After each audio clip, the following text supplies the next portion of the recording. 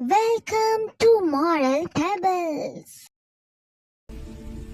जंगल की सर्दियां और इत्तेहाद की ताकत। जंगल में गर्मियों का मौसम बहुत खुशगवार था। सूरज की सुनहरी किरणें दरख्तों के पत्तों से चिहनकर जमीन पर रक्स करती थीं। नदियां झरनों की तरह गाती बहती थीं। फलों से शाखें झोंकी हुई थीं और हवा में पुहुलों की महक घुल रही थी।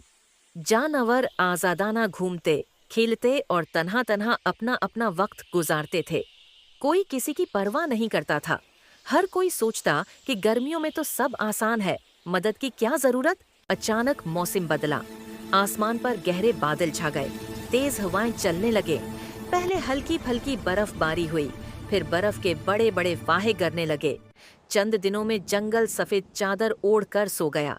नदियां जम गईं, पत्ते झड़ गए, खाना छुप गया। सर्दी हड्डियों में उतरने लगी।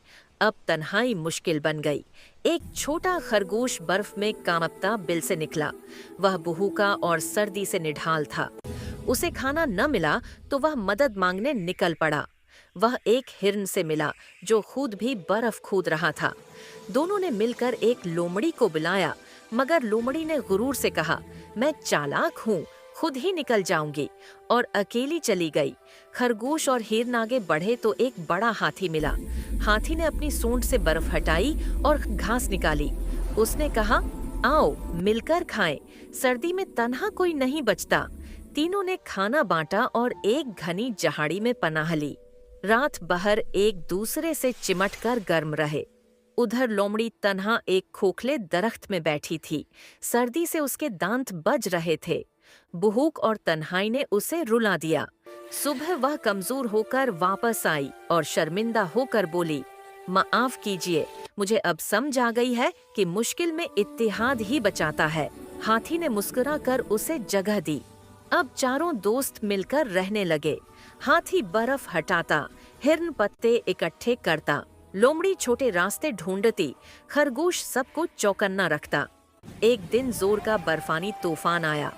उन्होंने सब जानवरों को अपनी पनाह में बुलाया। गार बहर गई, मगर सब महफूज रहे। तूफान गुजर गया तो जंगल चमकने लगा। उस दिन से जंगल के सब जानवर सीख गए कि गर्मी हो या सर्दी, तन्हाई कमजोरी है और इत्तेहाद ताकत। सर्दियां मुश्किल थीं, मगर मिलकर उन्होंने इसे आसान और यादगार बना दिया। ये कहानी हमें सिखाती है कि मौसम बदलते हैं, मुश्किलें आती हैं, मगर जो मिलकर रहते हैं वह हर मुश्किल पर काबू पा लेते हैं। इत्तेहाद ही सबसे बड़ी ताकत है।